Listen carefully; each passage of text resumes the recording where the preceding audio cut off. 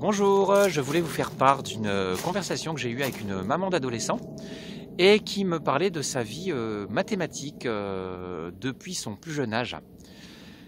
Bon, je vais faire court, hein, mais elle m'a raconté qu'en collège, elle a fait un blocage suite à plusieurs concours de circonstances et, et qu'ensuite, dès qu'elle entendait parler de maths, ça lui donnait quasiment des boutons. Hein, moi, j'appelle ça un blocage. Déjà, ce qui est intéressant, c'est que quand on a une attitude comme ça, si on a le choix entre trois réponses, je parle de mathématiques ici parce qu'on parle de maths, évidemment, si on pense qu'on n'y arrive pas, on va choisir la mauvaise réponse où on a plus de chances de donner des réponses qui sont mauvaises. Tant qu'il n'y a pas la confiance derrière, on en est là. Et ensuite, elle a dû passer un concours ou un examen étant adulte, et la matière mathématique était très pénalisante, donc il a fallu qu'elle s'y mette. Donc elle s'est faite violence, comme on dit, hein, elle s'est mise à faire des exercices.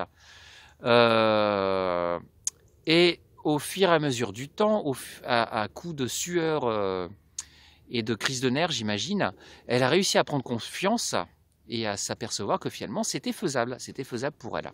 Et une fois qu'elle a eu cette confiance, elle a enfin pu apprendre de manière beaucoup plus sereine et réussir cet examen. Déjà, je trouve intéressant qu'elle ait dû s'y mettre parce qu'il y avait un projet derrière, du coup elle avait une certaine motivation, un certain fuel d'énergie. Et j'admire aussi ce comportement parce que tout le monde n'aurait pas su le faire. Hein. Il y a des gens qui sont bloqués et qui n'avancent plus. Pour eux, ils sont dans une attitude de résignation. Je pense maintenant, avec toutes les recherches que j'ai faites et toutes les réponses que j'ai eues, que cette personne aurait pu réussir beaucoup plus facilement. Je m'explique.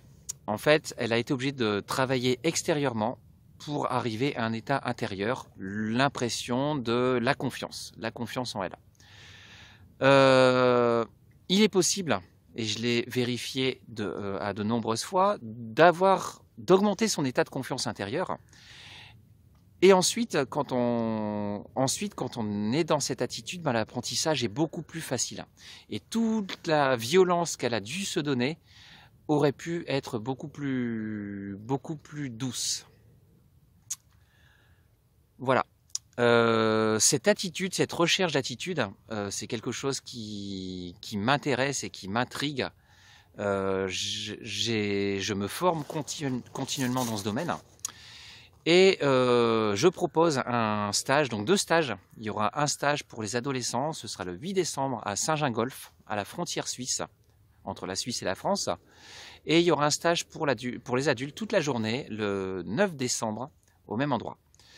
Pour les adolescents, donc en fin d'après-midi, le but c'est qu'ils arrivent avec un certain état énergétique de motivation et qu'ils ressortent de ce stage en étant totalement boostés.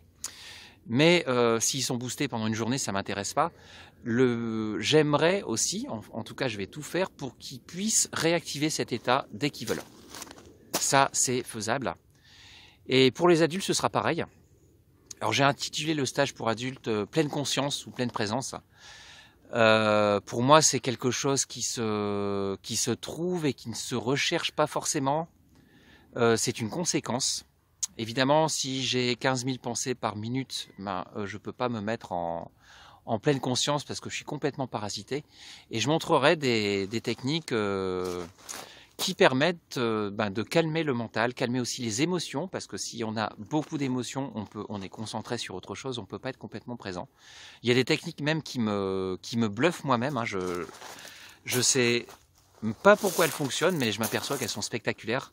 Notamment une technique qui consiste à passer un aimant sur le dos. Et en fait, ça calme, ça apaise complètement le mental. Quelqu'un qui est empris d'une émotion assez forte peut ressentir un calme soudain.